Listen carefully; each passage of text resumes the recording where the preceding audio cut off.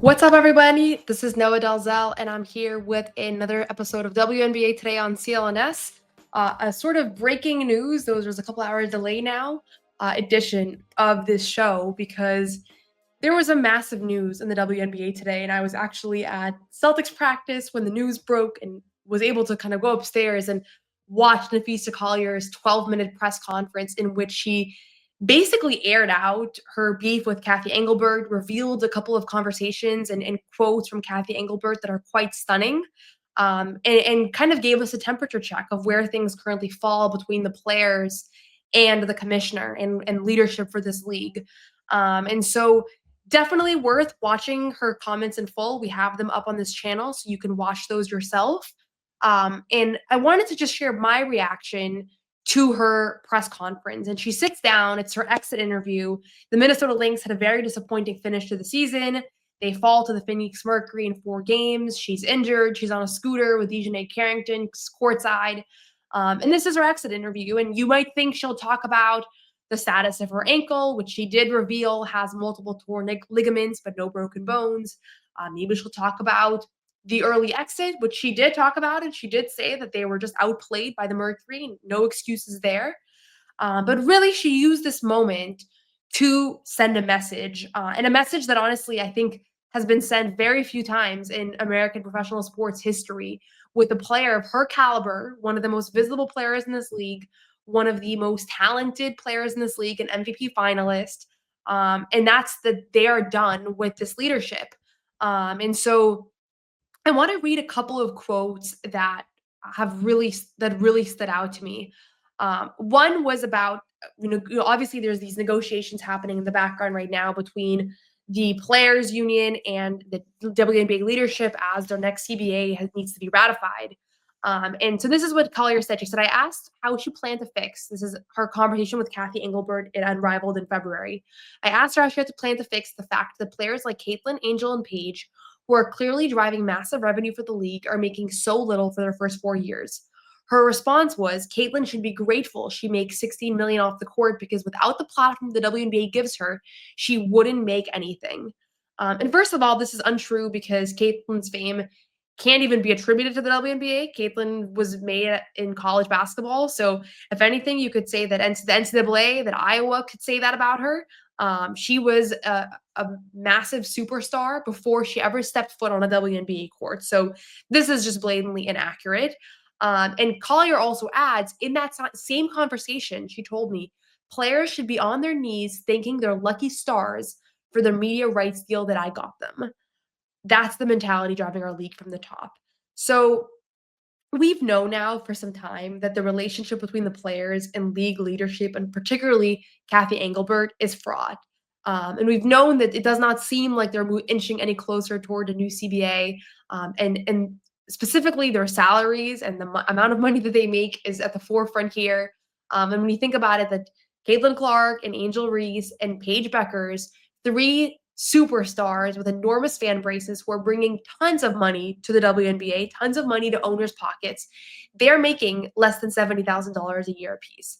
Like, it's actually absurd when you think about it. And so for Napheesa Collier, a more veteran player in this league, to bring that up to Cathy Engelbert and for that to be her response is honestly stunning. And so you think to yourself, is there any way that she's making this up? Is there any way that it's not true? And I think that Cathy Engelbert's statement in response to this, which came out just a couple hours after Collier's press conference, further solidified to me that this was a true comment, because she said that she felt disheartened at Napheesa Collier's characterization, but she did not come out and say this is blatantly false. And if I were Cathy Engelbert and a player said this was the conversation that we have and this was not the conversation that we had, I would put out a statement that says, this is blatantly false. I would never speak about players in this way, and it is not true. And she didn't do that. And so to me, it's a little bit of an admission of guilt. Her statement was very politically correct. And to me, it signaled like she wants to keep things respectful. She wants to kind of not go low, not get dirty, and not respond to Collier directly. But at the same time, I felt like it was an admission that that was a true conversation that took place. And the problem is not just that that's wrong, it's inaccurate. As I said, Caitlin Clark got her fame and her success in college. So it just doesn't even make sense why she would say that. It's not like she's a star that blossomed in the WNBA. In fact, her game reached higher heights in college. She hasn't even played much this season. Obviously, she had a great rookie year, but that's not where her name became a household name. And so not only is it wrong, but it's also disrespectful that the number one person leading the WNBA has this mindset towards the players. The players are what drives the league. No league is greater than the players. The players are everything. They are the ones that play the game. They are the reason why you buy tickets. They are the reason why you buy jerseys. They are the reason why there's a finals game tonight. And I'm recording this before game 5 of Aces Fever, and I'm watching that game because of the players, not because of Cathy Engelbert, not because of ownership, not because of anybody else. And so for a league to seemingly lose sight of that is a reality that I think we've been reckoning with for some time, because these players are underpaid. For the salary cap to be $1.5 million for a team, despite the revenue influx of the past few years, it no longer makes sense. And I know there's a lot of discussion around whether the players are underpaid, and there's economic arguments that can be made in a bunch of different directions. And Bobby Marks, who is one of the leading voices when it comes to salary caps in the NBA, former front office executive who now works for ESPN, he put out a tweet that I thought really captures this conversation well. So he said, let's do some napkin math on their finances. Attendance from Sunday's game 5, 16,919. Let's say the average ticket was $50. That's $850,000 in ticket revenue for one game. $850,000 for one game. What is the WNBA salary cap? 1.5 million. It's literally half of a veteran minimum. That's for the entire roster, right? 12 players make that amount combined. And so the players know that that doesn't make sense. It doesn't make sense that New York Liberty courtside seats are ballooning, right? And ticket prices across the board are ballooning, and viewership is dramatically increasing. And yet that's what the players are making. And they're not asking to make what NBA players make. They're asking for a larger share of the revenue that is more comparable than the share of the revenue that NBA players make. And this has been an ongoing discussion. And it's part of what Napheesa Collier is discussing here, but she's also discussing the officiating. And the fact is that players have not been happy with the officiating throughout most recently the last few years. And I think there were more eyes on it with Caitlin Clark in the league last year, but it's not a problem that has been exclusively centered around her. But certainly this year, you saw it all the time come up. You've seen just in this playoff series, Stephanie White's complained about officiating. Becky Hammon has. Both of them have been fined for speaking out in support of Cheryl Reeve, who was suspended for Game 4 and fined $15,000, which is by far the largest fine in WNBA history. So you're hearing more and more voices, more and more people come forward and say, we are not happy with the current officiating. It's not about some missed calls here and there. It's the entire system. I did interview two of the most veteran people in the officiating space earlier this season. Monty McCutcheon, who was actually really helpful, and he gave me a little bit of insight into how the officiating conversation goes and how it all works. One of the things that he said is the thing that's important to note is referees are always slightly behind the innovations of players. Players and teams push boundaries. That's what makes it great. They dedicate their lives to footwork and the ability to push right up to the line. Refereeing and the Department of Refereeing has to live up to those innovations and that growth.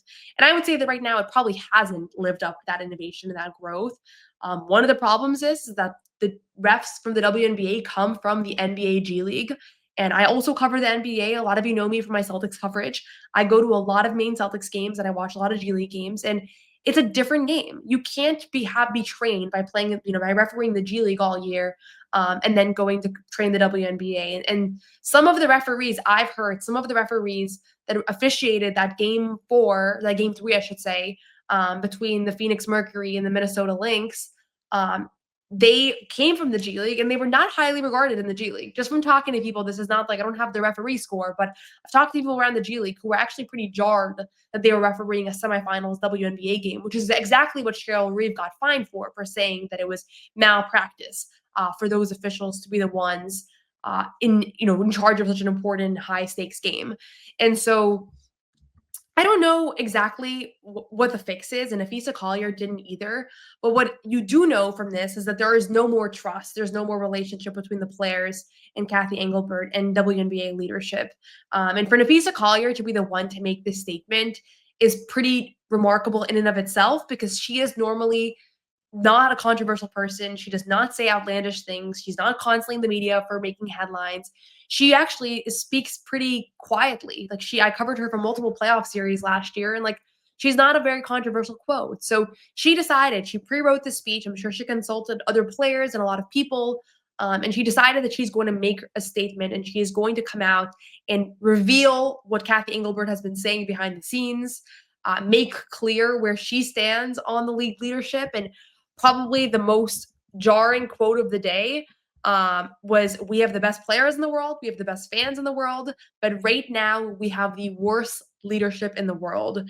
And she goes on to talk about how she launched Unrivaled. Her husband runs the league, Alex Bazell, and that's given her further insight into why what running the way the league has been run to date is wrong. And she talks about how uh, she got injured and nobody reached out. Cathy Engelbert did not reach out to her. And that seems to be the case. Elena Del Don went on Instagram and said that when she retired, Cathy Engelbert did not reach out to her. That's just kind of the norm. And I think that's it's not, these are a lot of different problems all kind of coming up in one speech.